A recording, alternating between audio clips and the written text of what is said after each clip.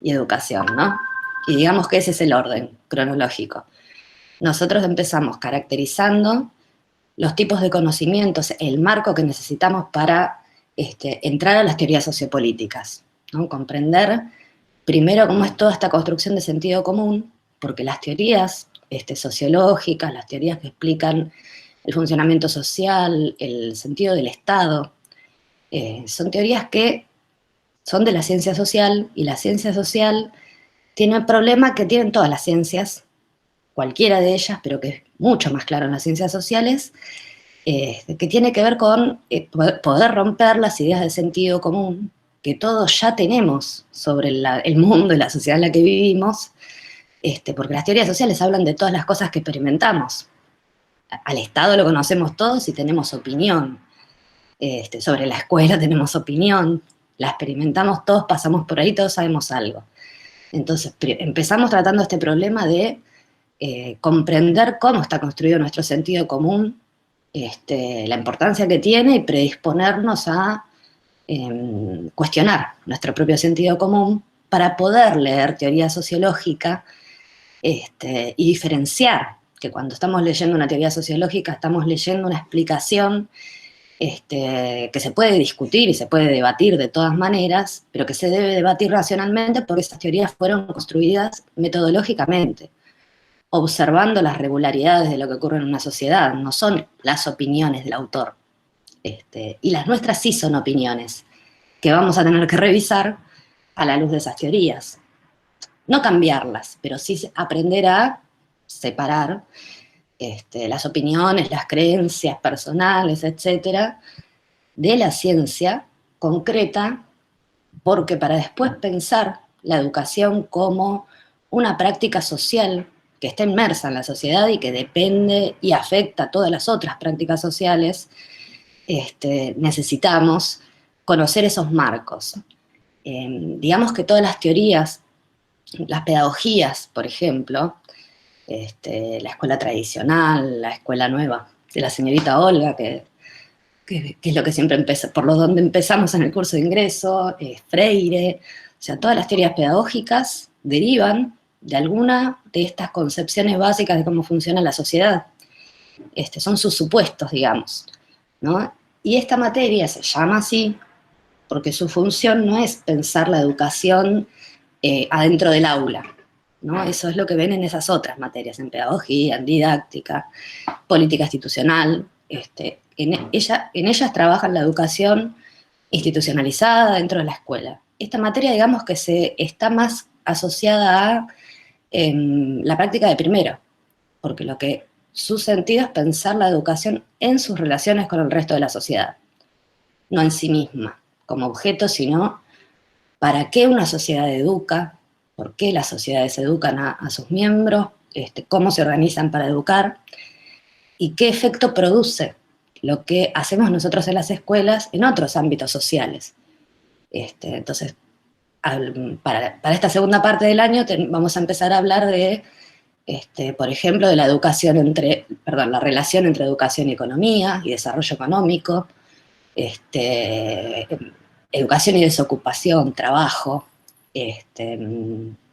bueno, la inclusión o la integración social, la desigualdad social, la construcción democrática, la discriminación, ¿no? O sea, cómo todas las relaciones sociales, cómo terminan siendo las relaciones en una sociedad, es algo que afecta nuestras posibilidades dentro de las escuelas y que nosotros también, con lo que hacemos en las escuelas, intentamos afectar, transformar positivamente, o a veces, según cómo funcionan los sistemas educativos, obstaculizan la posibilidad de construir sociedades más igualitarias, digamos, más democráticas. Así que digamos que la función de esta materia es contextualizar la educación. En las otras la tratan como objeto en sí mismo, y en esta la contextualizamos en sus relaciones con otros ámbitos de la misma sociedad que educa. Así que por eso el primer paso son ver un poco esas teorías. Y en estas teorías generales vamos a aprovechar, o sea, lo que yo les voy a subir, para que vayan viendo a medida que puedan, y después cuando pasen las mesas, ahí sí pensamos, vemos algo más, por hoy hacemos otro meet y pensamos una consigna de trabajo con ese material, ahora es solo para que lo vayan viendo, y ahí sí vamos a aprovechar más material audiovisual también.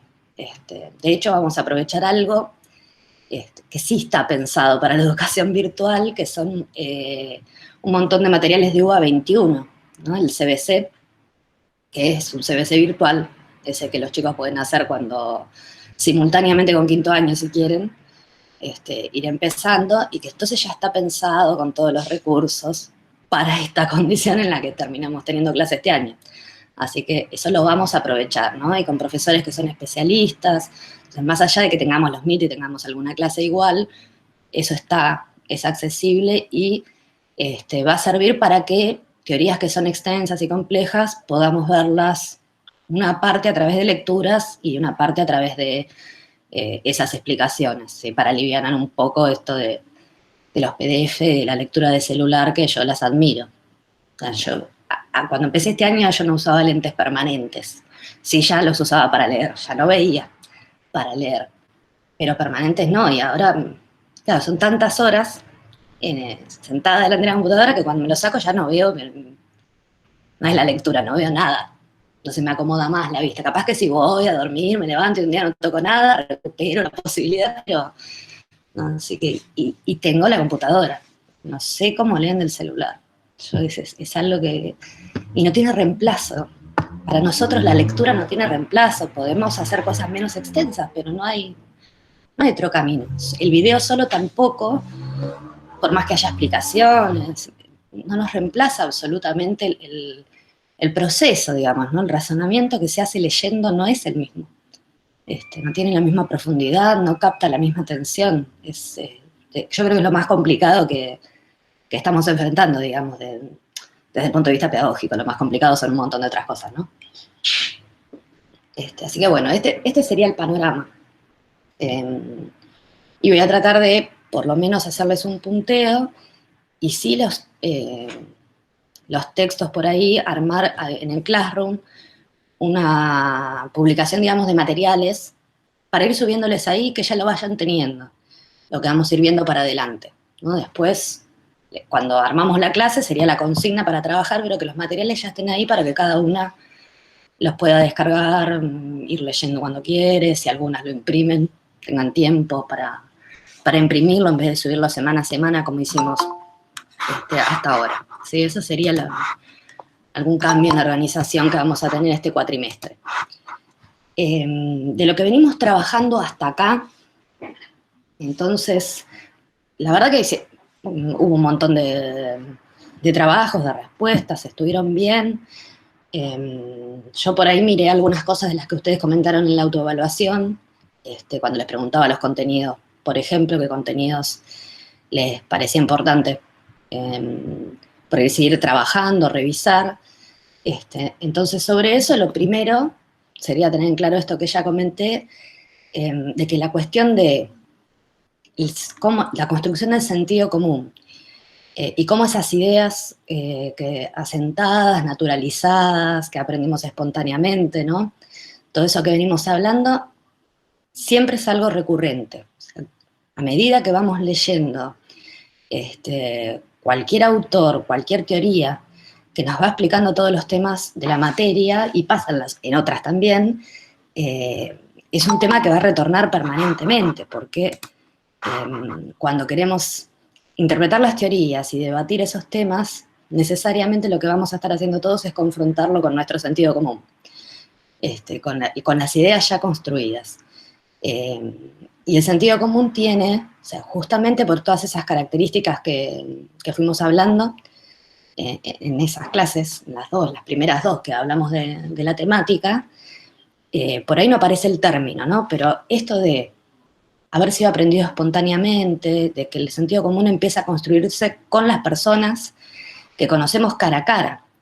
O sea, que eso significa que es con las personas más cercanas, con los padres primero, tutores, los adultos que participaron en nuestra crianza, los grupos de pares cercanos. O sea que están impregnados también de toda una cuestión emocional. Esos primeros saberes que aprendemos son tan pesados, digamos así, por eso después tan difíciles de transformar, de abandonar, porque los aprendimos, por ejemplo, de los padres en la etapa de la vida en la que creemos que los padres pueden todo, saben todo, son el mundo, ¿no? Si bien en la adolescencia es una etapa en la que todos sin ningún problema creemos que nuestros padres no saben nada y los que sabemos todo somos nosotros, y ese proceso no hay ningún problema, pero hasta ahí nosotros creemos que, como no, esas son nuestras relaciones directas, creemos que nada puede fallar ahí, ¿no? Por eso, en ese mismo texto que leímos los fragmentos de Berger y Luckmann, los autores dicen, ¿no? Nosotros ahí leímos el primer capítulo. En el tercer capítulo de ese libro ellos explican cómo es el proceso de socialización, ¿no? Primaria y secundaria, que es el que atravesamos y que explica cómo fue todo ese proceso de aprendizaje del sentido común del que hablan en el capítulo 1, que es el que sí trabajamos. Y ahí los autores dicen que entonces lo que aprendemos, ese sentido común que construimos, no nos sirve para aprender el mundo o la sociedad tal como es, sino que aprendimos el mundo y la sociedad tal como esos adultos, esos otros significativos, lo llaman ellos, lo ven y lo entienden. Entonces, cuando llegamos a la adolescencia, por ejemplo, nosotros pensamos que la política es interesante o no lo es. No aprendemos qué es la política, aprendemos cómo veían la política en nuestra casa, por ejemplo. Entonces los autores dicen que eso es lo que explica que en una misma sociedad hay un sentido común compartido, es el que hace que todos nos podamos entender, comprender lo que pasa. En Argentina, por ejemplo, independientemente de las enormes diferencias que hay en cada provincia, en las distancias, las distintas realidades. Por un lado está ese piso común, pero por otro lado también, dice, un niño o dos niños, digamos, de la misma edad, pueden ser absolutamente diferentes porque dan el ejemplo, un niño de clase baja ha aprendido el mundo desde la perspectiva de la clase baja y el niño de clase alta desde la perspectiva de la clase alta. Entonces al mismo mundo y a la misma cosa la pueden ver al revés. Y no es hasta la adultez que, bueno, terminamos de construir nuestra identidad, nos hacemos autónomos y salimos a hacernos cargo de nuestra vida, ya sin depender del adulto. Recién ahí nos damos cuenta de que el mundo no es muchas cosas y no nada más que esa que aprendimos en la experiencia que nos tocó, en el contexto exclusivo que nos tocó de crianza. Que sería la explicación social de lo que la psicología trabaja como los conflictos de la adolescencia. De dónde surge toda esa incomodidad de la etapa de la adolescencia, y bueno, principalmente de percibir que todas esas verdades seguras con las que nos criamos y llegamos hasta ahí pueden ser discutidas, que no es tan así, que ninguna de esas certezas que teníamos son certezas y que entonces ahora nos toca tomar posiciones propias, ¿no? Frente al mundo en que vivimos y a las decisiones que vamos a tomar con nuestra vida, que no hay un camino claro y asegurado, porque empezamos a conectarnos con un montón de gente que fue criada de otra manera, con otras ideas, que también estaba muy seguro de lo suyo, y eso obviamente es un conflicto, porque lo que nos genera es una inseguridad absoluta. Hay que pensar a la vida de vuelta, ¿no? Y por eso la etapa adolescente es así de complicada. Sin embargo, fíjense que a pesar de todo ese enfrentamiento con el mundo adulto que pasamos por la adolescencia, finaliza cuando nos consideramos maduros, digamos, y en ese momento vuelven a reflotar todos esos saberes de sentido común que aprendimos en la socialización primaria. Resulta que ahí están, ¿no? Por ejemplo, resulta que al momento de formar la familia propia, comenzamos a traer las mismas cuestiones que en la adolescencia le discutimos a nuestros padres, pero las repetimos porque ese es el modelo más conocido de cumplir el rol de padres que tenemos de todas maneras, y quedó arraigado. Entonces, esta cuestión de sentido común es esencial porque nosotros en la educación organizada, formalizada, institucional, que para los autores es uno de los procesos de educación secundaria, lo que hacemos es montarnos con todo un proyecto de transmisión de contenidos y de transformación de subjetividades de las personas, que ya vienen con esa socialización primaria establecida, firme y emocional.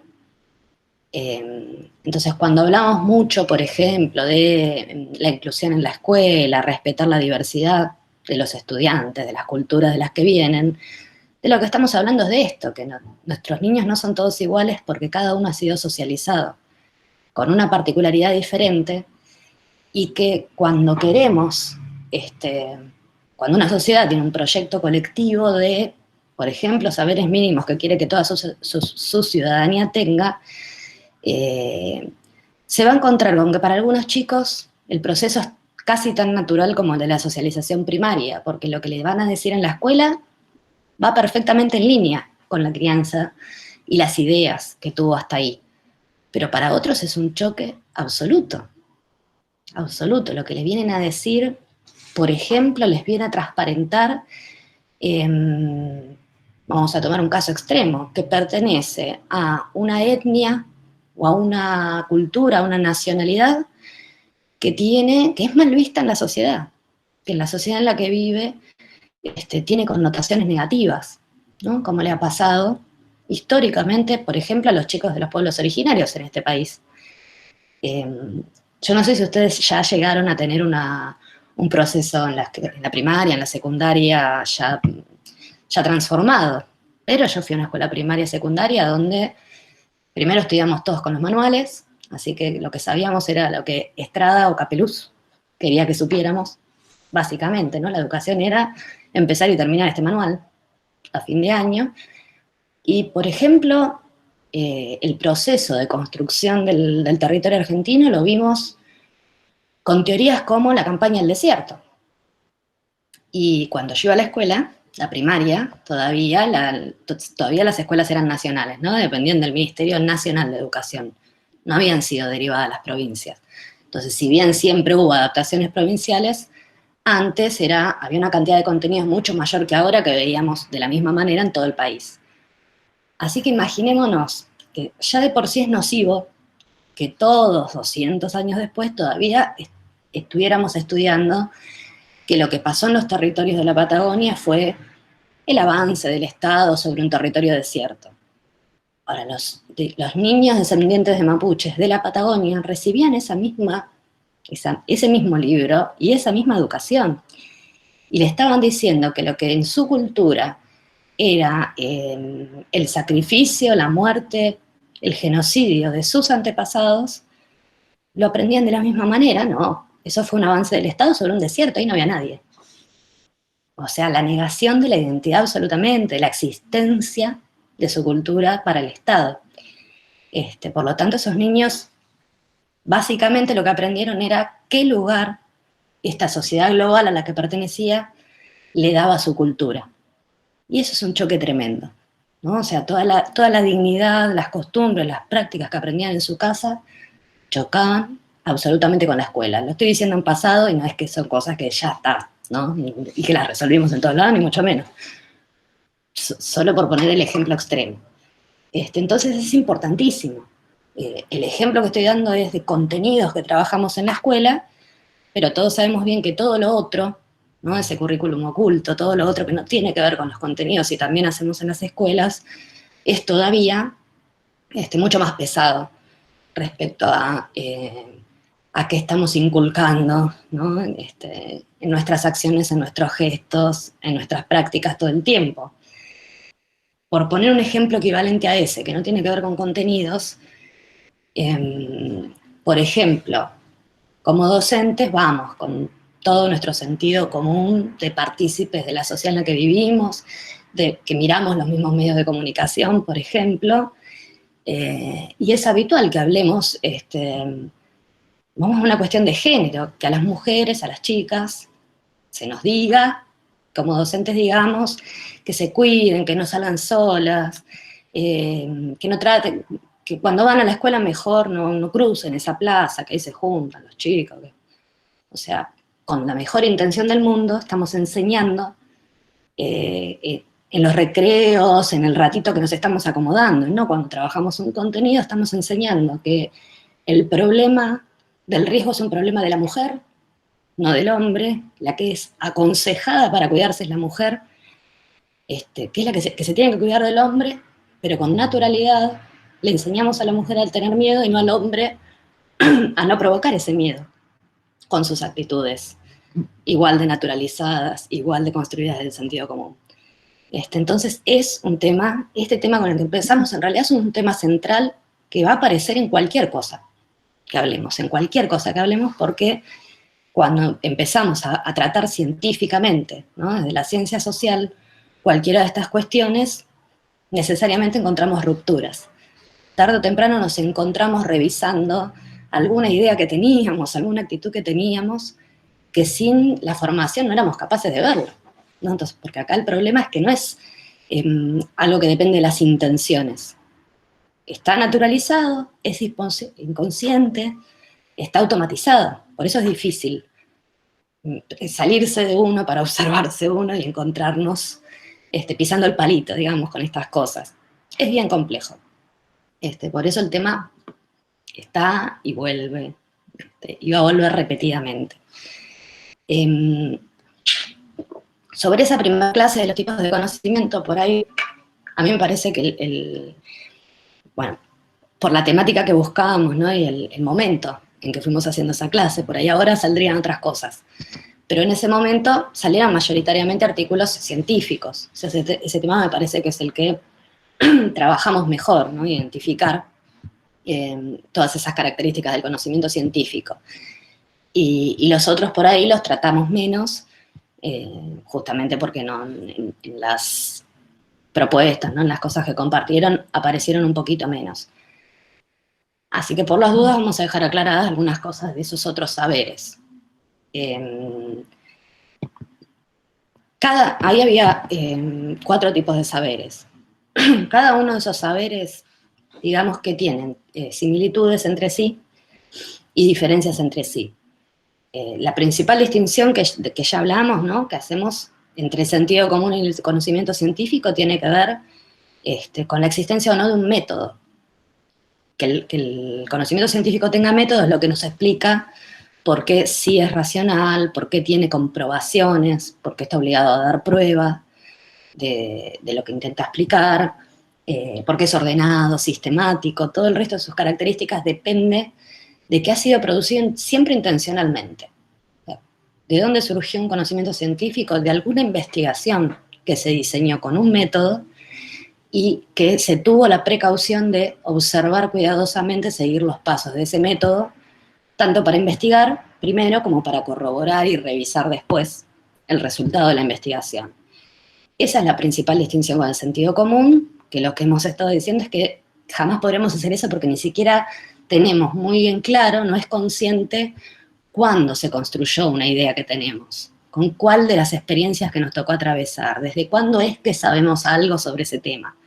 O sea, es imposible reconocer ese proceso en el que lo aprendimos. Por lo tanto, no es racional. Estamos diciendo que hay una enorme parte de esa construcción del sentido común que se escapa a la conciencia directamente. Así que no tenemos un control posible de esa revisión. Si nos disponemos a revisar nuestro sentido común es porque ya estamos tratando de pensar científicamente y nos estamos saliendo del sentido común. La filosofía, digamos, comparte entonces en común con la ciencia que también es metodológica y también es racional. Por supuesto, la filosofía dijimos que se ocupa de temas no observables también. La filosofía puede hablar de las mismas cosas que habla la ciencia, pero también de cosas no observables directamente, ¿no? Abstractas. El origen de la vida, el sentido de la vida, el amor, la ética, ¿no? Una cantidad de temas que no son directamente observables en la realidad, son humanos, pero no verificables. Entonces, comparten en común que tienen la misma obligación de darse un método para que todo razonamiento, para ser filosófico, esté obligado a seguir, digamos, las pautas del razonamiento lógico. La filosofía no puede tratar de dar una explicación de algo que en algún momento sea contradictoria, que deje lagunas, ¿no? Que saque alguna conclusión que uno cuando la lee no pueda revisar desde qué premisas, ¿no? O con qué camino lógico llegó a esta conclusión. Y termina ahí su método porque no exige que dé pruebas en la realidad, que busque pruebas, digamos, en la realidad observable de eso que dice. Eso es lo común. Y lo que la va a separar entonces de la ciencia es principalmente esto. En última instancia, como no hay una prueba acabada desde la realidad práctica en la filosofía, por eso en alguna clase y en alguna intervención dijimos, la filosofía lo que más bien nos aporta son preguntas, más que las respuestas que da.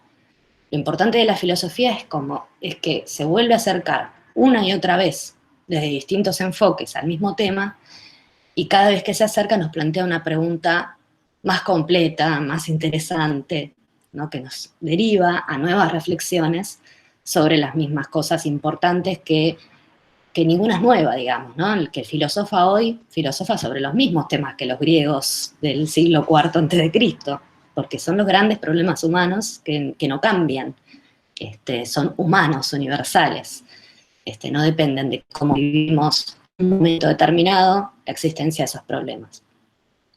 Y la religión, ahí podemos decir que lo que dice, el material que leímos de la religión, es cierto o propio de sociedades como las nuestras, ¿no? Es cierto en sociedades occidentales, en la actualidad.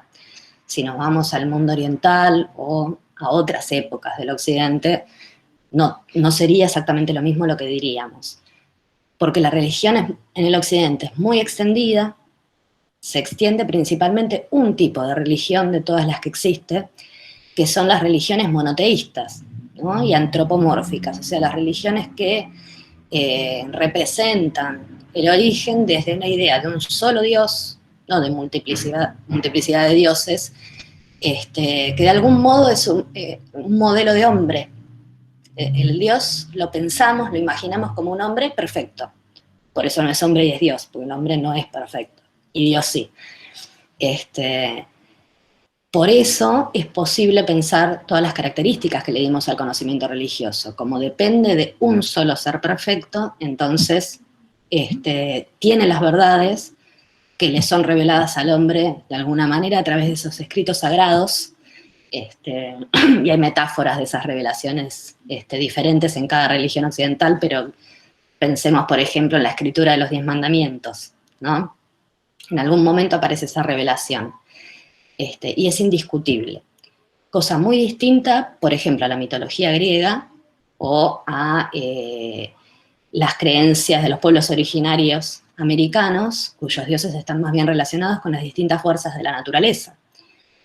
Entonces son más de uno, y las pruebas de esos dioses son como más prácticas, ¿no? Es una creencia construida, por ejemplo, en el sol, por la constatación práctica de que la vida depende del sol.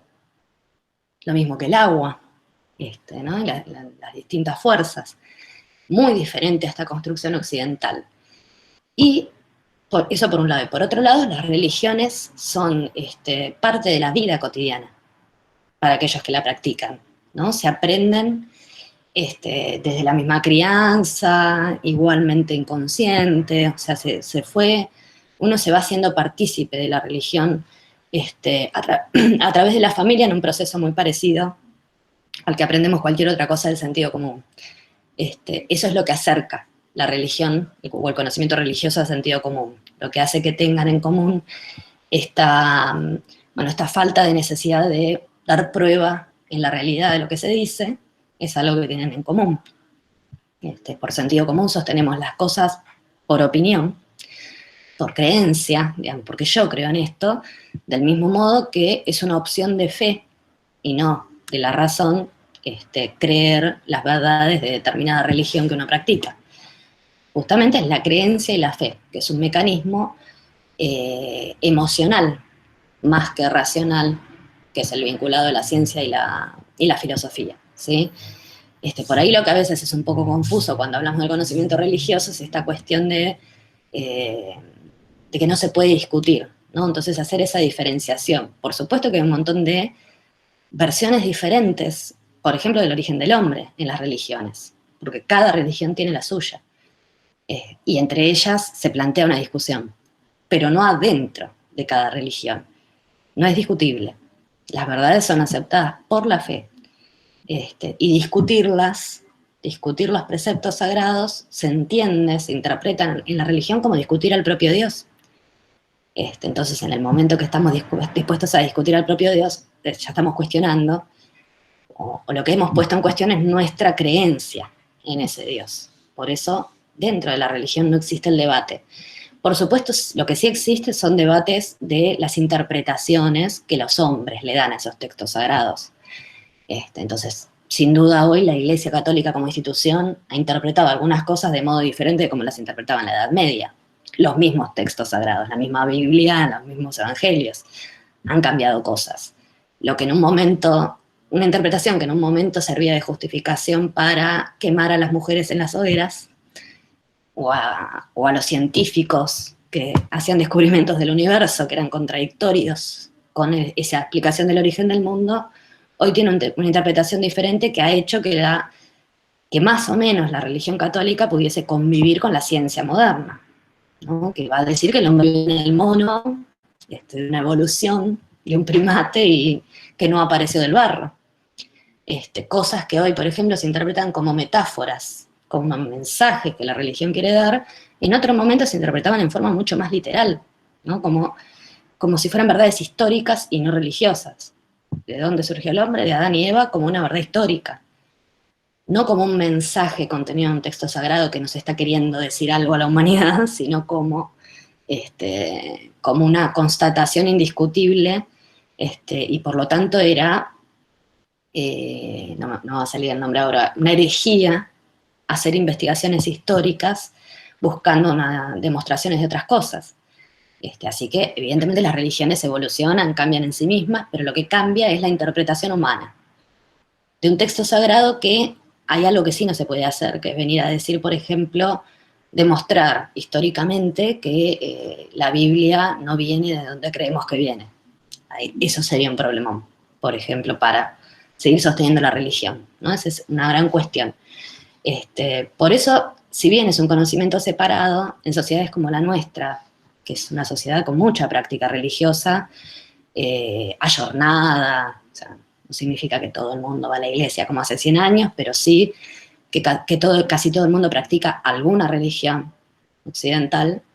Es más difícil de distinguir muchas veces si alguna cuestión, alguna idea de sentido común viene de la socialización simplemente, o si no tiene también una raíz en la religión que la persona practica, porque se van construyendo juntas, digamos, esas ideas en la crianza, porque el método, por ejemplo, de la Iglesia Católica, que es la más extendida hasta ahora, es parecido al de la escuela, es parecido al método que usa el Estado para educar. También es una institución que tiene su programa de transmisión de los saberes religiosos a sus fieles, y entonces se pasa por los procesos el catecismo, ¿no?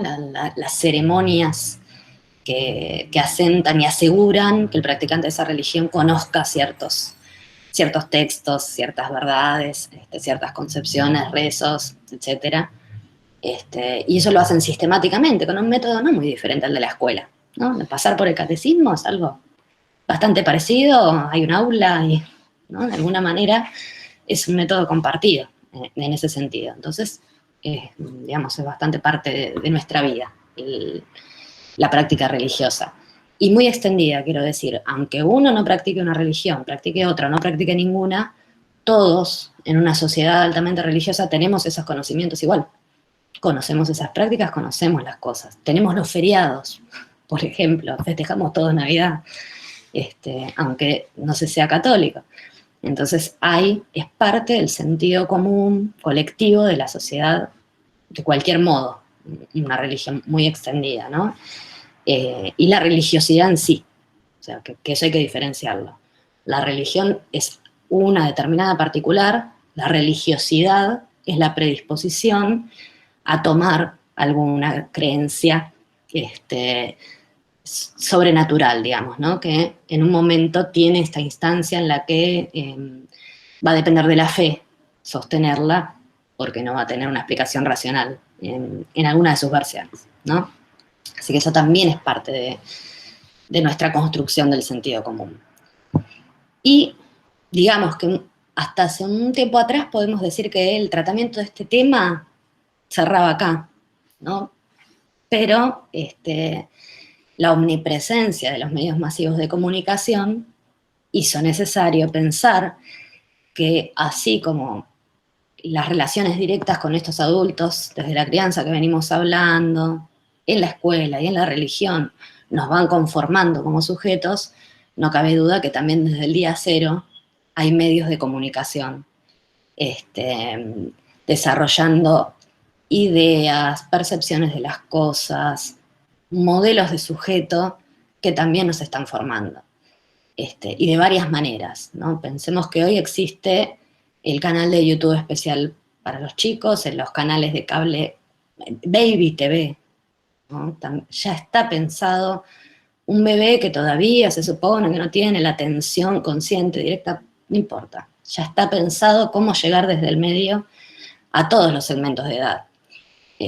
Por lo tanto, no cabe la menor duda que así como decimos que hay algunas ideas que probablemente, del sentido común que probablemente rastreamos en la religión, un montón de otras, en realidad ya no las construimos en la experiencia práctica con un tema, sino en la experiencia como público, consumidor de la televisión, de la red social o de internet en sí misma, de YouTube, o sea, también son centrales y de hecho son un problema educativo que estudiamos así hoy como problema, como algo que la escuela tiene que aprender a manejar, porque la escuela hoy está al lado de esos medios de comunicación en la formación de los chicos y los adolescentes. Digamos, se usa la palabra competir, no sé si compite técnicamente, pero está claro que resultó para las escuelas un problema sus formas de hacer las cosas, sus métodos respecto al atractivo de los métodos de los medios de comunicación para hacer llegar mensajes. Porque los medios de comunicación también investigan, perfeccionan sus técnicas para ser efectivos en eso que quieren hacer. Es un estudio también que se aplica y se prueba sobre todos nosotros, ¿no? Y de una forma mucho más masiva y permanente que lo que la escuela logra hacer con las 4 o 5 horas por día que podemos pasar durante un tiempo de la vida nosotros por ella. En todo ese tiempo, más todo el resto del día, los medios están y la escuela no. Así que hoy es, evidentemente, una cuestión central. Y entre las tantas cosas que surgieron, que fueron surgiendo en esa clase sobre todos los tipos de medios,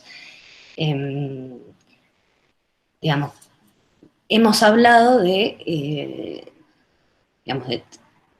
por ejemplo, de la cuestión de que si son tan esenciales y tan permanentes, y es imposible para nosotros no existe la posibilidad. Por ejemplo, hoy no podemos decir, no voy a hacer ninguna red. Bueno, si tomás esa decisión no podés estar en este Meet, porque también es una red. Por lo tanto, no hay salida, digamos, en este momento del contacto con con estas tecnologías de comunicación.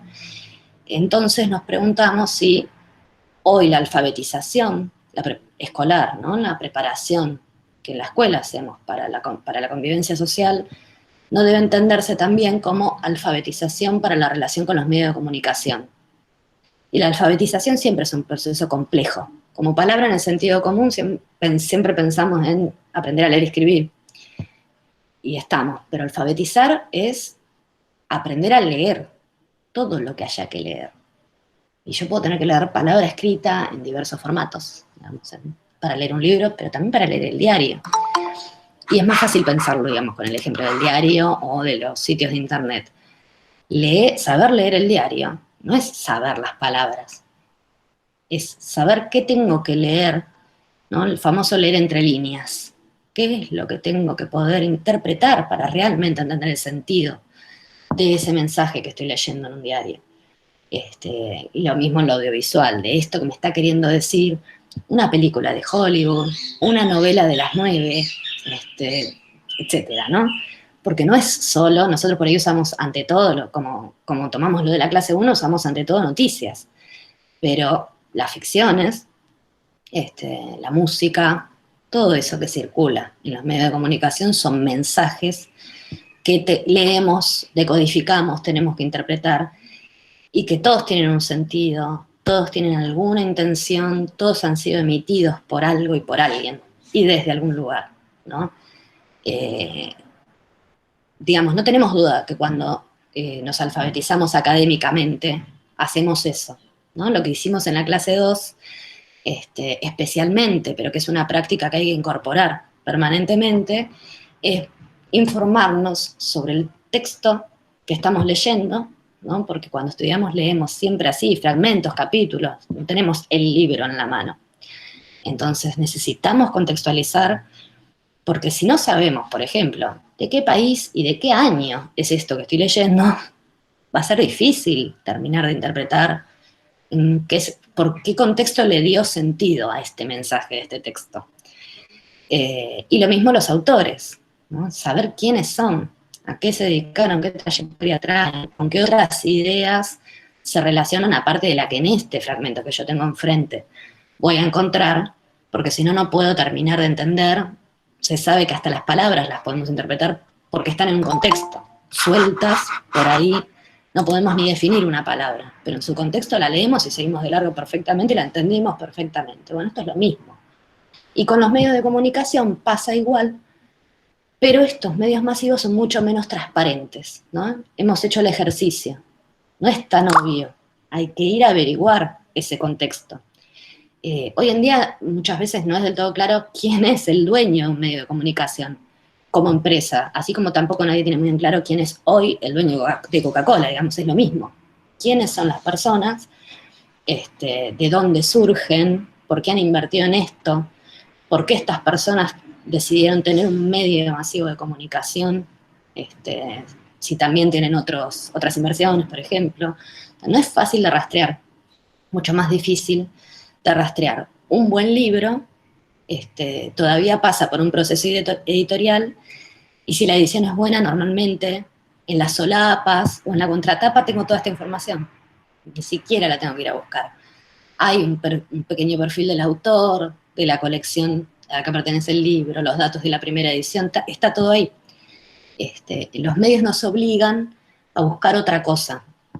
Fíjense que la conciencia de la importancia de esto duró muy poquitito tiempo, pero se vio cuando entró en vigencia la ley de medios de comunicación que tenemos actualmente.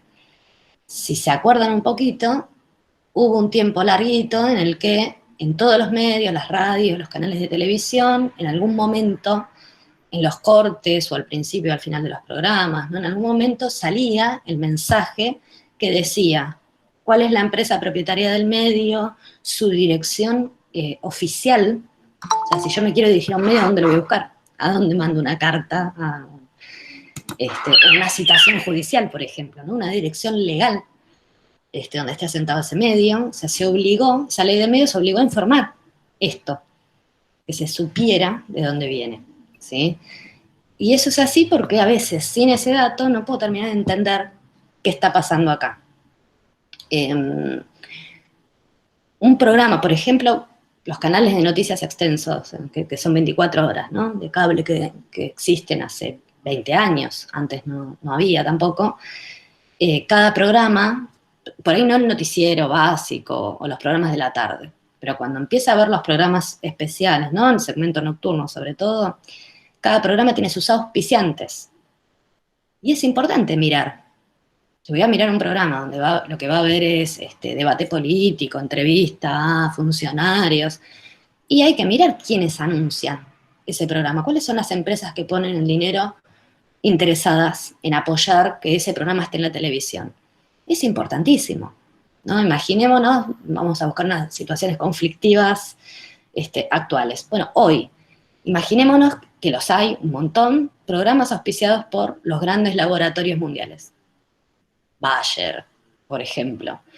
Y bueno, si después en el programa vamos a discutir de la pandemia, la vacuna, si me van a decir la vacuna china y rusa hay que desconfiar, pero la de Oxford es la más prometedora, y sería bueno ir a buscar si Bayer tiene algo que ver con la vacuna de Oxford, capaz.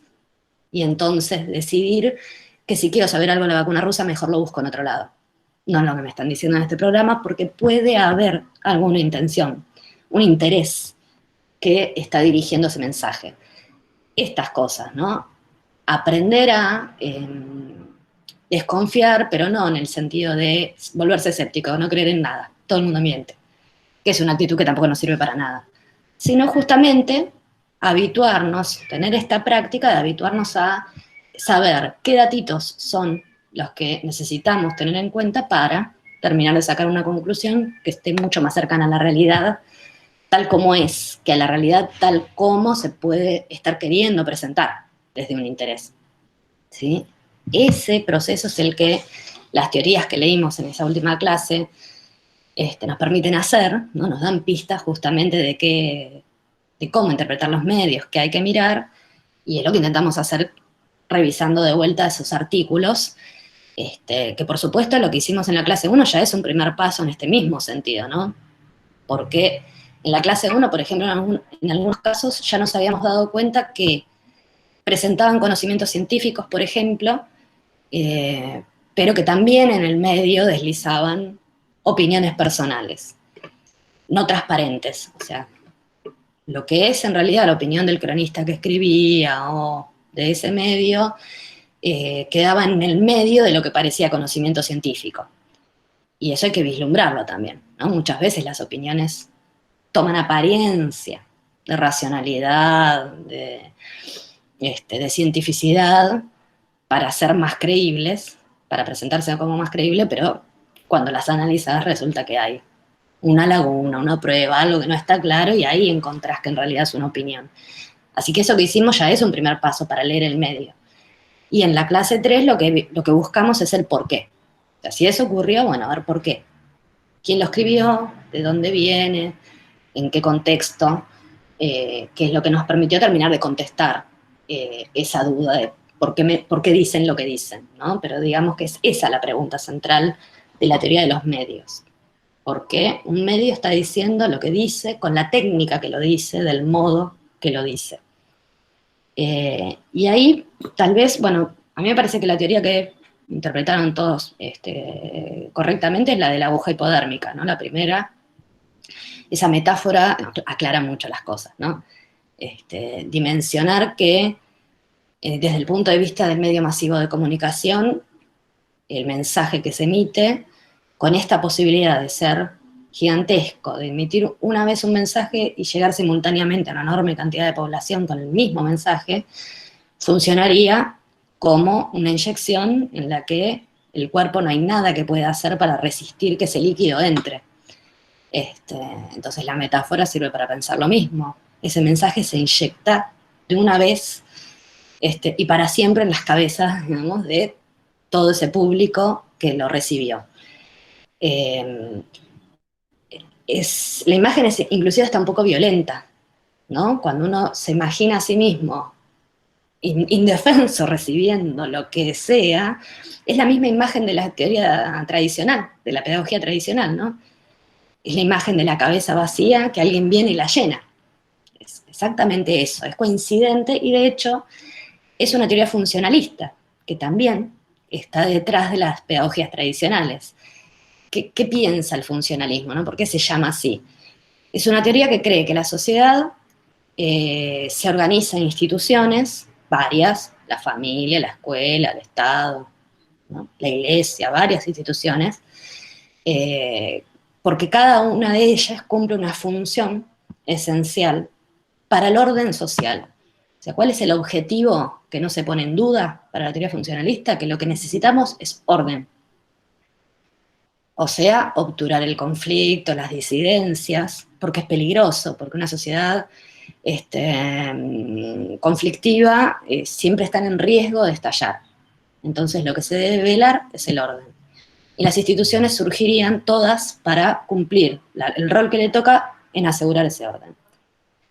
Por lo tanto, esa teoría considera disfuncional, o sea, riesgoso, algo que hay que eliminar, cualquier institución, práctica, idea, costumbre, lo que fuera, que pone en riesgo o que cuestiona esas funciones institucionales positivas.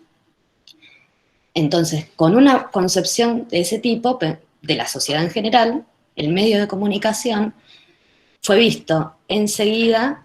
Ahí Jessica comenta que se entrecorta. ¿Todas me escuchan entrecortado? No, es la conexión de ella, entonces no la mía. Qué pena. Bueno, queda grabado, Jessica. Cualquier cosa, tampoco te tortures. Decía, con una concepción social de ese tipo, inmediatamente el medio de comunicación no puede ser visto más que como la mejor herramienta disponible para asegurar que todos piensen lo mismo, todos realicen las mismas prácticas, y si eso es así, entonces tenemos garantizado el orden, porque no tenemos motivos para disentir, porque estamos todos procesados, digamos, de la misma manera, homogéneos, ¿no? Todo lo que estoy diciendo se parece a la teoría tradicional, todo, de la educación, todo. Así que los autores que pertenecen a esta teoría son autores que no han hecho una crítica del orden social existente, no lo cuestionan, el orden es así, está bien, y entonces de lo que se dedicaron es a perfeccionar estos métodos que nos ayudan a asegurar ese orden, a evitar el conflicto social. Así que son teorías en las que lo que vamos a leer siempre es el desarrollo de mejores técnicas, digamos, más eficientes para conseguir inocular este contenido que creemos que es bueno para mantener el orden. Por eso, algo que por ahí es lo más confuso, lo más difícil de establecer en esa clase fue que una técnica es una técnica. Se puede usar, la usamos los hombres, ¿no? Las técnicas, las herramientas, la podemos usar para distintas cosas. Esta técnica que a simple vista, las técnicas de la teoría funcionalista, que a simple vista parecen técnicas opresivas, digamos, porque son técnicas que lo que me están diciendo es que me van a imponer algo, que no me van a dejar ser partícipe de eso, sino que me lo van a imponer, también son las técnicas que se usan para la propaganda bien entendida. Por ejemplo, una campaña de prevención, de concientización, todas las campañas sanitarias, las campañas contra la violencia de género, las campañas contra la discriminación, utilizan estas mismas técnicas, ¿no? Que también están vinculadas con la segunda teoría, que es la de la industria cultural. Técnicas que se desarrollaron para la producción en el sistema capitalista, que han sido totalmente útiles para vender heladeras, autos, crear en nosotros la necesidad de que si no cambiamos el celular no podemos vivir, etc. Tan eficientes, son las mismas que sirven también cuando socialmente existe la urgencia de informar a toda la población lo antes posible sobre una cuestión y hacerla tomar conciencia, ¿no? Porque lo que queremos es que tome una actitud. Es lo que nos pasó todo este tiempo con las 2 o 3 medidas de distanciamiento, ¿no? Y de higiene preventivas. ¿Cuál fue la técnica principal? La repetición, ¿no? Que si se acuerdan un poquito, cuando recién empezó la cuarentena, que todavía estaban todo el tiempo entrevistando a los infectólogos todo el día, el tema de conversación era lavado de mostrarte cómo se lavan las manos bien, la distancia social. Después, cuando se agregó la medida de usar el barbijo, todos nos enseñaron a hacer barbijos por televisión. Había un médico infectólogo enseñando a hacer un barbijo en televisión. ¿Por qué el médico infectólogo hacía el barbijo? Porque es un médico infectólogo, es un científico. No es lo mismo que un periodista me diga y me enseñe a que venga el propio experto a decirte, hace esto, que con esto te vas a cuidar. Eso es equivalente a ir a mi médico personal de confianza, al que es más probable que le haga caso que a cualquiera. Entonces, La técnica es la misma, es la aguja hipodérmica. Y se puede usar por distintos motivos y con distintas intenciones, ¿no?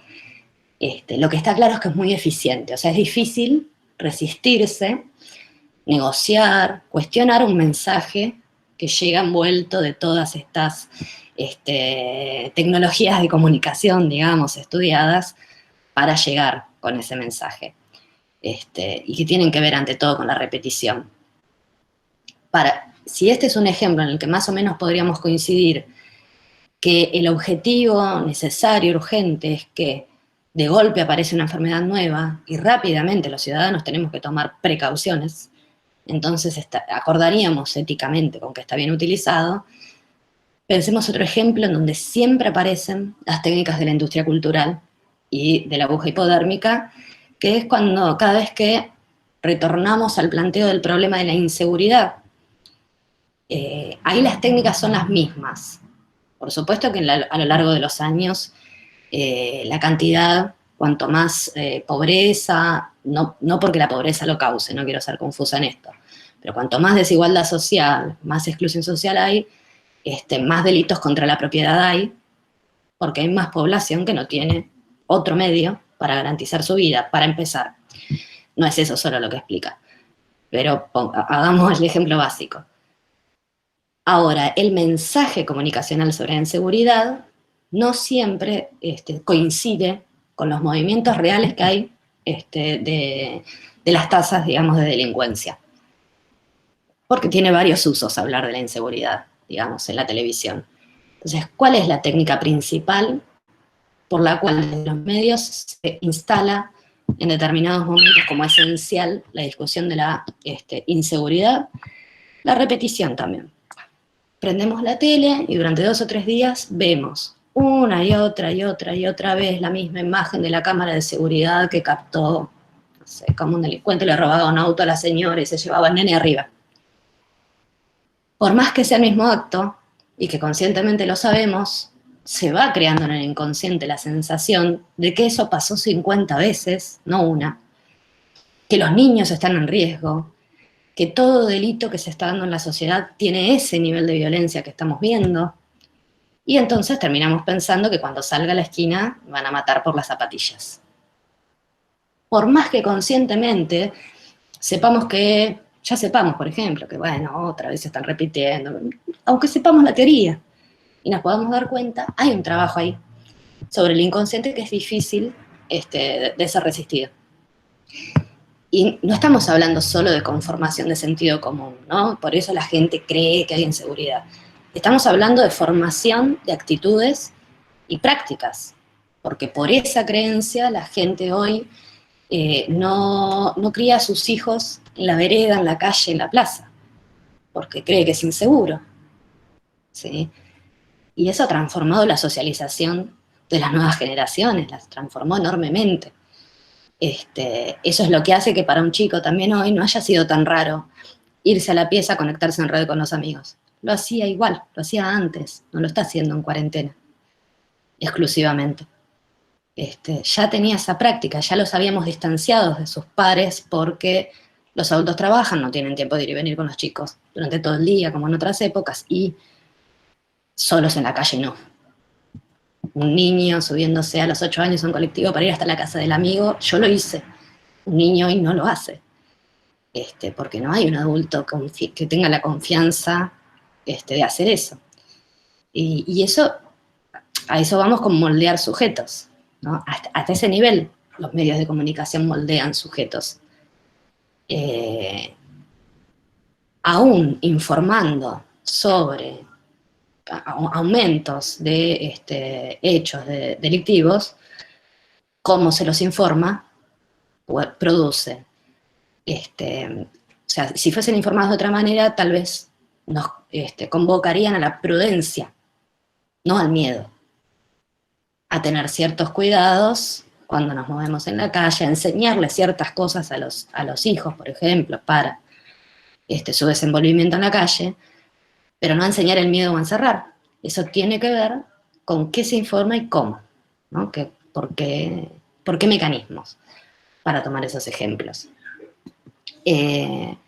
Bueno, La única teoría más disidente ahí, de esas 4 de los medios unidireccionales, es la de los estudios culturales, ¿no? Que es que viene más bien de la antropología inglesa. Antropólogos e historiadores, sobre todo, han trabajado en esas teorías, y que son las que dejaron de mirar nada más que al medio y miraron al público receptor. ¿Qué es una comunicación? Algo que está ocurriendo entre dos partes.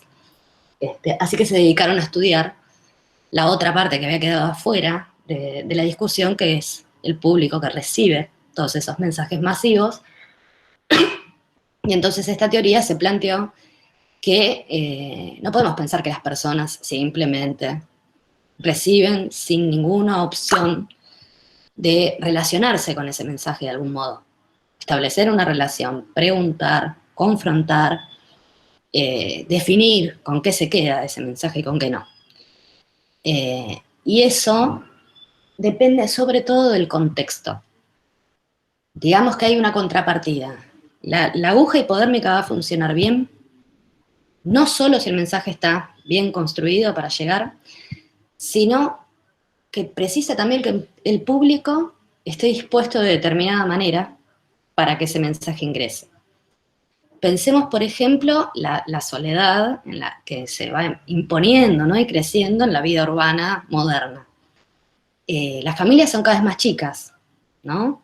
Se progresa en la escala social, la familia se achica, las mujeres tardan más en tener hijos, tienen menos hijos, y existen muchas parejas que deciden no tenerlos también. Entonces, ¿cómo miramos ese noticiero que nos va a repetir 50 veces la cámara de seguridad? Solos, en el sillón, en el living de casa.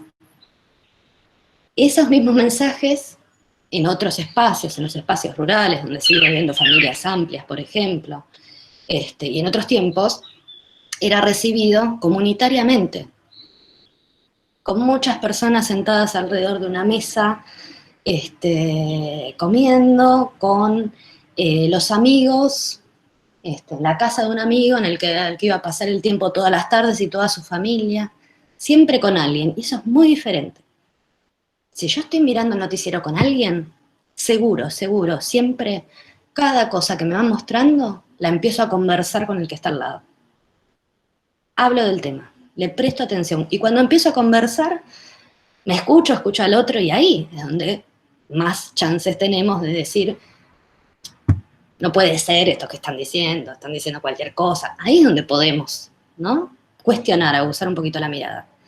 Entonces, bueno, en ese sentido no sería casual, ¿no? Esto de empujarnos al individualismo en varios sentidos, también en el hecho concreto, físico, de estar más solo, implica que nos encontramos solos con nuestra conciencia. Es mucho más fácil razonar sobre lo que otro está diciendo en el diálogo con otro que lo que yo estoy pensando internamente. Pensarse a uno mismo y a lo que su cabeza está discurriendo es mucho más difícil. Entonces también es ese efecto. La teoría de los estudios culturales vino a explicar que, por ejemplo, también es una teoría de la década del 60, inglesa principalmente. Entonces lo que vino a mostrar es que, por ejemplo, en ese momento la clase obrera inglesa vivía en barrios populares muy parecidos a los barrios en su constitución y orden, a los barrios que nosotros tuvimos acá conformados alrededor de las fábricas, de las grandes industrias del conurbano. Por lo tanto, tenía mucho en común. ¿Sí? Pensemos, por ejemplo, en la imagen de un conventillo. Y estamos todos juntos, hay un televisor en el patio, estamos todos.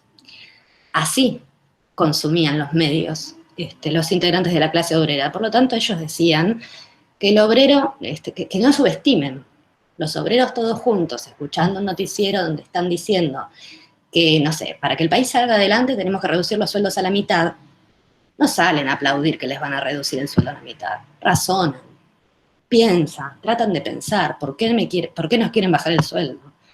¿Quién está decidiendo esto? ¿Con qué intención? No es que simplemente porque lo dijo la tele lo van a repetir, ¿no? Y hicieron estudios prácticos para mostrar eso, ¿no? Leer, relevar informaciones, mensajes y después encuestar a las personas para ver cómo interpretaron ese mensaje.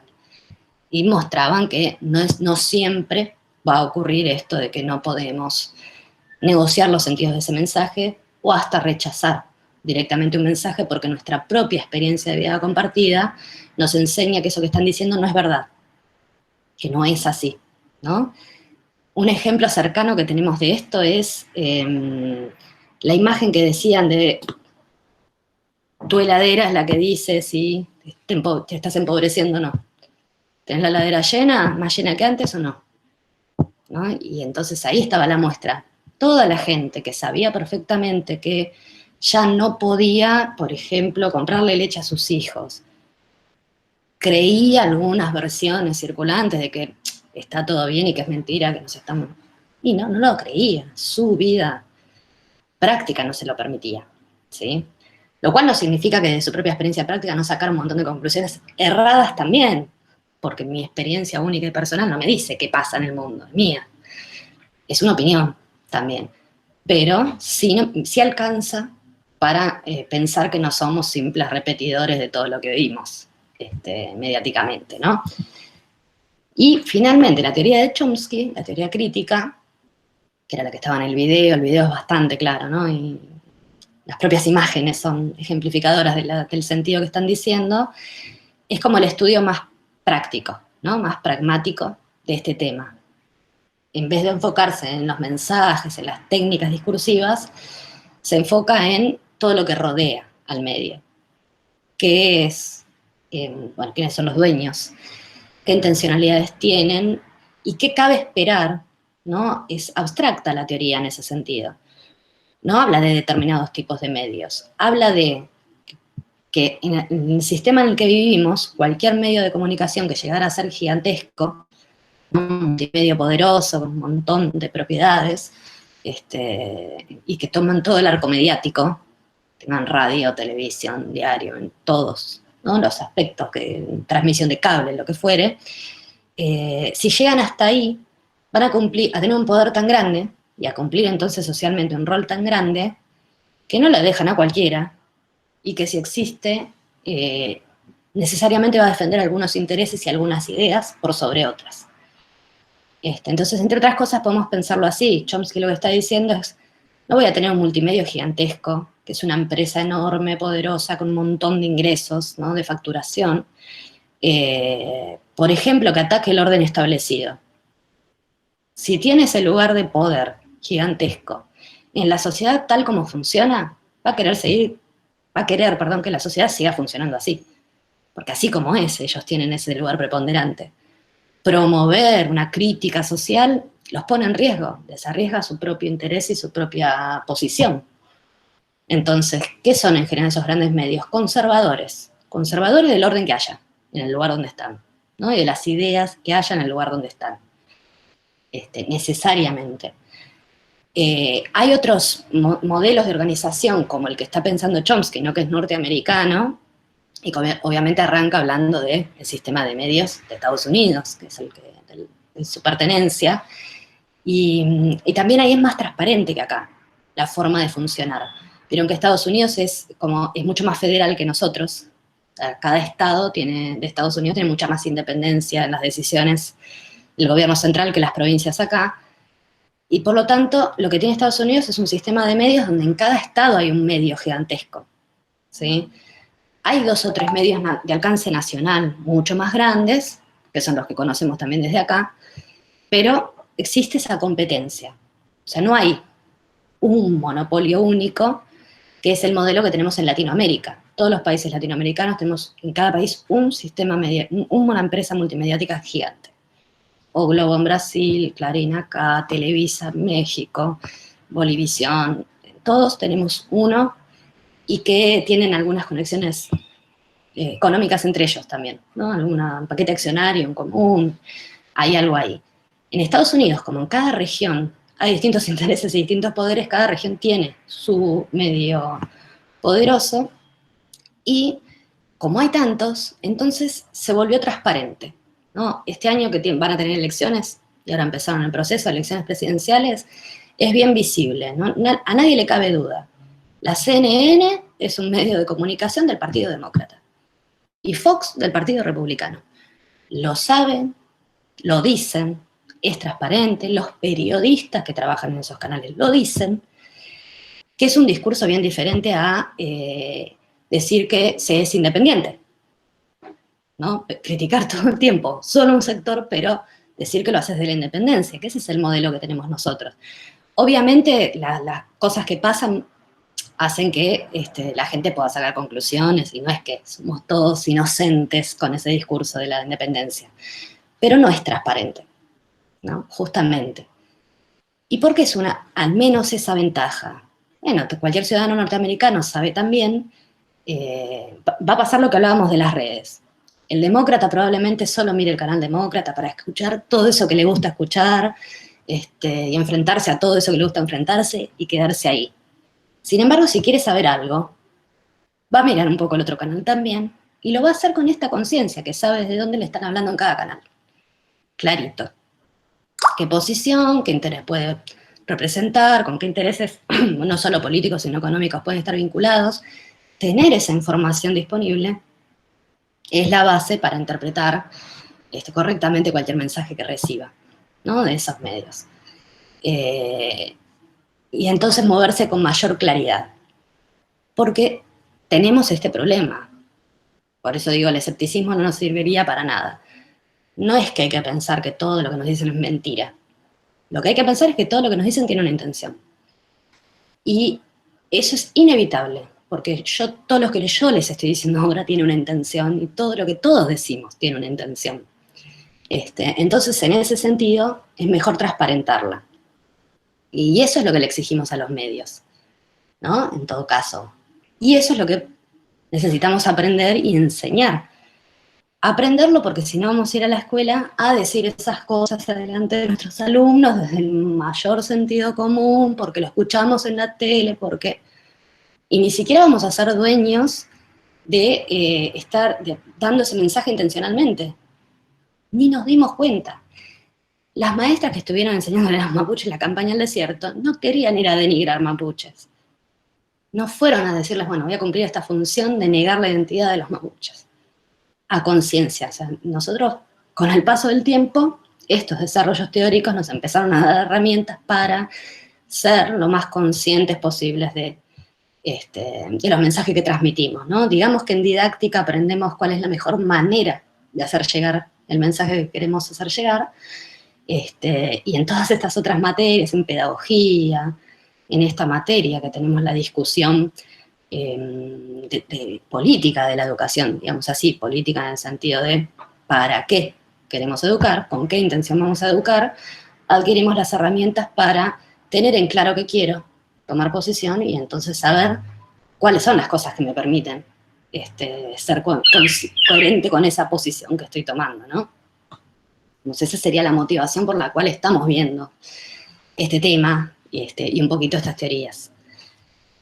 A mí me parecía lo esencial repasar esto, ¿no? Para que quedara claro, porque por ahí, sí, en esa última clase, algunas de las intervenciones que ustedes hicieron en el foro, bueno, algunos se les hicieron con todas, otros tomaron una sola las teorías para comparar, y entonces a mí me quedó la duda de si es porque no se comprendieron bien las otras teorías o porque es la que les parecía que quedaba mejor relacionada con el artículo que tenían, que también estaba bien.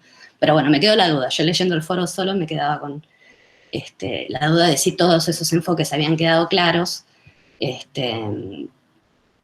porque puede ser confuso. Todos refieren al mismo tema. Hasta ahora veníamos viendo una explicación de cada tema. Y acá estábamos viendo 4 explicaciones diferentes del mismo tema. Después lo de Bauman, lo de las redes, me parece que quedó clarísimo en esa discusión. Y en todas las cosas que fueron aportando, no, digamos que la situación que estamos viviendo nos permitió a todos ver en forma más transparente lo que nos pasa, ¿no? Con las redes sociales, con los usos y las conversaciones que establecemos en los distintos medios y la omnipresencia, digamos así, de todos esos medios. O sea, no hay chance de no estar o en Facebook o en WhatsApp o consumir YouTube, no hay chance, ¿sí? Ninguna.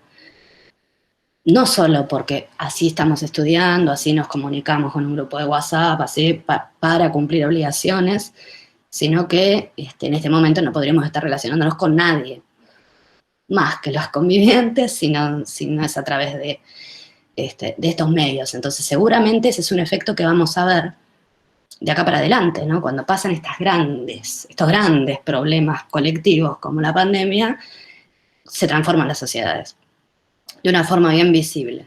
Entonces, por ejemplo, acá desapareció todo ese sector de la población que resiste, el que dice, no, yo con la tecnología no, a mí no me interesa, que yo veo al nene que hace, ya está, todo el mundo entró. Y lo más probable es que sí, que el día que podamos salir, estemos interesados en salir y no quedarnos en casa conectados a la red. Un tiempito, ¿no? Una explosión. Pero improbablemente la situación vuelva a ser como era antes de la pandemia y no sigamos todos haciendo un uso de las redes que antes no teníamos ningún interés de hacer, no nos había captado la atención o hasta la resistíamos, ¿no? Por desconfianza, por lo que fuere. Nos dimos cuenta de cosas, aprendimos a cuidarnos mejor, listo, esto va a quedar. Así que si ya Bauman, tiempo atrás, venía pensando en qué efectos en las relaciones reales va a tener esta comunidad virtual en la que la gente está ingresando, bueno, lo vamos a ver mucho más claro, ¿no? De acá a un tiempito, qué cosas, una vez que ya la explicación de por qué no nos vemos deje de ser porque está prohibido, y dependa de nuestra decisión otra vez, ahí vamos a ver bien clarito cuál es el efecto de esto que estamos viviendo ahora, ¿no? Y eso también va a ser un efecto para nosotros en la educación, porque vamos a recibir a esos niños y adolescentes que han desarrollado todo un segmento, ¿no? De su socialización y de su infancia exclusivamente por los medios virtuales y que tienen que volver a encontrarse las relaciones cara a cara sin la experiencia, ¿no? O con esta otra experiencia. Hay que ver cómo eso se traduce a las relaciones reales y cuanto más chicos, más duradero el efecto, lo que estamos, ¿no? Viendo de la socialización primaria, mucho más duradero el aprendizaje, las actitudes, las cosas que se incorporaron en la infancia. Así que eso es algo, investigaciones futuras, seguramente va a haber un boom de investigaciones sobre esto, porque la ciencia también tiene modas y esto necesariamente va a generar, ¿no? Una multiplicación. Bueno, creo que ahí más o menos el paneo de lo que intentamos trabajar hasta ahora lo habríamos hecho.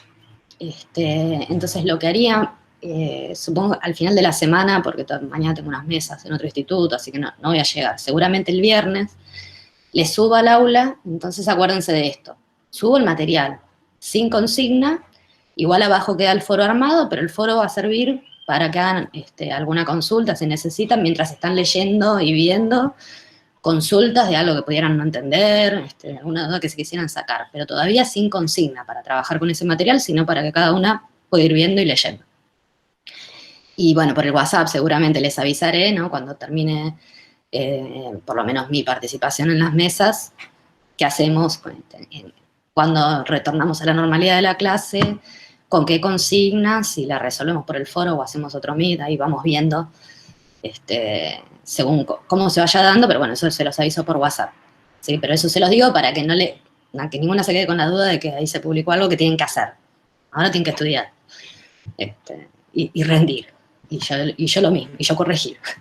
Así que es solo para que se distribuyan el tiempo si les conviene tenerlo ahí a mano, a la vista, por ahí ver el video y leer después, bueno, para que lo dispongan ahí, ¿sí? Bueno, yo nada más. ¿Alguna duda de alguno de los temas, alguna pregunta o de lo académico, algo que quieran comentarme? ¿Ninguna? Bueno, chicas, háganse una siestita, no sé. Hoy madrugamos para ponernos presentables, cosa que otra cosa que va a ser dura para la vuelta. Profe. Sí, Nicole. Yo le quería preguntar que todavía hay algunas cosas de los foros que todavía me faltan y si lo puedo todavía completar. Sí. Pueden completar perfectamente. Queda todo abierto, yo seguramente tengo que leer algunas autoevaluaciones más también porque ingresaron algunas después de que ya corregí. Siempre, todas las clases quedan abiertas. Por supuesto que si ahora empiezan a completar la clase 1, por ejemplo, yo voy a tardar un poco más que en ese momento en ver y en devolver, porque ahora entro y tengo cada vez más clases que revisar, me lleva más tiempo, pero siempre lo pueden completar. Y algo que algunas puntualmente seguramente les haya contestado en autoevaluación, pero que es bueno que lo sepan todas, es muy importante que nunca pierdan la comunicación. O sea, por alguno de los medios que tenemos, sea el aula, el WhatsApp, el mail, si pasa algo, van a estar ausentes, avisar, que no significa contar qué problema tienen, si no tienen ganas de contarlo, pero sí que yo sepa que avisaron, estas 2 semanas seguramente no voy a estar, no voy a aparecer, pero después lo hago. O sea, no perder ese contacto, justamente porque estamos como a ciegas, ¿no? En esta forma en la que estamos teniendo que relacionarnos. Entonces, saber que están ahí, justamente por esto, porque si no están ahora, bueno, ya van a ingresar y van a leer y van a preguntar y van a hacer lo que hay que hacer en otro momento. Pero hay momentos en que se queda en la duda, ¿qué pasó? ¿Dejó? ¿Le pasó algo? Que es algo que en el instituto es más fácil de resolver. Fui al aula, me doy cuenta que hace 2 clases que hay alguien que no viene, y le pregunto a las compañeras, ¿qué saben de...? Y uno está más al tanto de las situaciones, pero por acá es la ceguera absoluta. Si no entran a escribir algo en el aula, yo no sé qué pasa. Entonces no pasa nada, obviamente no pueden entrar ahora y entrar más adelante, pero sí avisar, ¿no? Sí mantenerse en contacto. Porque tener o no, el día, por ejemplo, que haya que cerrar la cursada, es importante saber si esta persona avisó que se reventó el transformador de su barrio hace 3 meses que Sur no va a cambiarlo, que son cosas que están pasando. Bueno, es importante saberlo, entonces cuando hay que cerrar la cursada, yo sé que esta cursada no la voy a cerrar, esta persona está. No sé qué está haciendo porque no se puede comunicar en este momento, pero en algún momento va a haber algún medio para comunicarse con ella y está ahí, no es que dejó, que decidió no cursar esta materia y sigue cursando otras, todas las cosas que ustedes pueden decidir perfectamente también. O sea, comunicarse, eso es importantísimo. Pero solo para conocer, marcar la situación, no para dar explicaciones personales, que ninguna está obligada, o sea, contar cosas es algo que uno hace si necesita contarlas. Sí, les va a servir en algo contarlas, no que les pida que cuenten todo. Pero sí, tener en claro el contexto justamente porque perdemos el contexto. Lo que no hay es ese marco que nos permite más o menos saber a todos en qué andamos, que en la presencialidad sí está. Pero siempre pueden completar, volver para atrás, y si ven que por ahí yo demoro, por ejemplo, en los foros me pasó más de una vez que alguna me escribió, me dijo, profe, me parece que no vio mi intervención porque contestó las 42 que seguían después. Y sí, me la salteé. O sea, eso también, si ven que yo demoro o algo, me avisan. Pero digamos que la revisión para después en un momento sopesar la participación en la cursada, cuando haya que cerrar eso, va a estar abierta mientras la cursada esté vigente. Que hoy todavía no sabemos hasta cuándo es. Si es hasta fin de año, si podemos tomar un tiempito el año que viene, no sabemos nada. Pero hasta ahí siempre va a estar abierta. Y obviamente no duden en consultar, porque cualquiera que se ponga un poco más tarde, ahora tienen esta clase que por ahí es un buen apoyo para hacer lo que quedó previo. Pero si se ponen a leer algo de cero, solas, probablemente surja alguna duda, y por más que lean el foro y todo, no se la puedan sacar, pregunten. No es que no pueden preguntar porque la clase 1 se vio en abril. Pregunten, no se queden ahí porque igual la materia tiene un hilo y es importante que enganchen, no que vayan siguiendo la cursada, pero dejen todas las lagunas por ahí, porque en algún momento se complica. Así que no duden en consultar, no duden en escribir. Lo mismo que el foro, yo sé que el proceso del foro puede ser complejo, se hacen largos, en un momento se empiezan a hacer largos porque somos muchas, pero tienen un hilo, ahí está, es la clase extendida en el tiempo y escrita en vez de oral. Es el intercambio que hacemos, entonces es importante. Entrar, preguntar, participar. Si tengo dudas, si hice algo y no sé si está bien, y bueno, hay que compartirlo. Si hay que corregir algo, es una duda que seguramente refleja, la duda que no es solo del que la publicó, sino de muchas compañeras, y esa aclaración le sirvió a todas las compañeras y no nada más que la que publicó. Por eso yo pensé en el foro y no en entregas individuales. Porque yo igual les contesto individualmente, no es que para mí eso es menos trabajo. Es el mismo trabajo que recibir eso mismo aparte y contestarles. Pero sí, es compartido. Lo menos es compartido, es colectivo. Y es más adaptado a que ocurra en el momento que cada una puede disponer para sentarse a hacer eso y a leer un poco qué dijeron las compañeras, ¿sí? Que es variable. O sea, que en esta situación no podemos pensar todos que los miércoles de 8 a 10, como había sociopolítica, está todo el mundo ahí, sin ningún inconveniente, ocupándose nada más que de teoría sociopolítica. Que ya esa no es la realidad que estamos viviendo, ¿no? Por lo menos no va a poder ser así siempre. Por eso tampoco vamos a hacer Zoom siempre. Por la misma razón, ¿sí? Bueno, chicas, listo.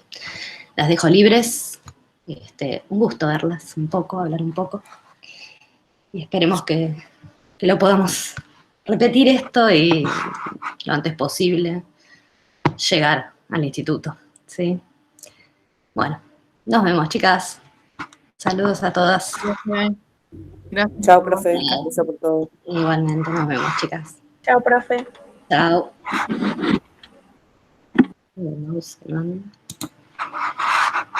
Corta la grabación.